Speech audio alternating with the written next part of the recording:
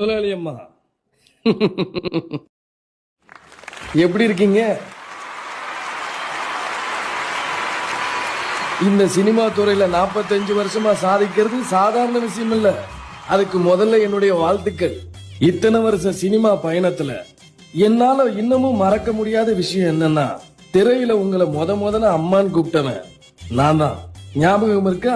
வைதேகி காத்திருந்தாள். அதான் நீங்க அம்மாவை நடிச்ச படம். அதே நேரம் இண்டஸ்ட்ரியில உங்களை முதலாளி அம்மான்னு கூப்பிட்டவனும் நான் தான். ஏன்னா நீங்க ப்ரொடியூஸ் பண்ண ஒரே படம் அன்னை என் தெய்வம். அதுலயும் ஹீரோவா நடிச்சது நான் தான். உங்க படம் நடிக்கிறதுக்கு முன்னாடி நான் எவ்வளவு படம் நடிச்சிருந்தாலும் என்ன அழகாவும் ஸ்டைலாவும் மாத்தினது நீங்க தான்.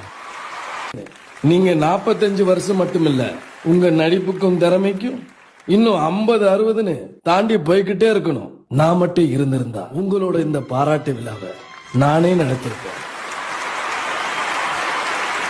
உங்க எல்லாத்தையும் பார்க்க முடியும்னு நினைக்கிறப்போ எனக்கு ரொம்ப வருத்தமா இருக்கு.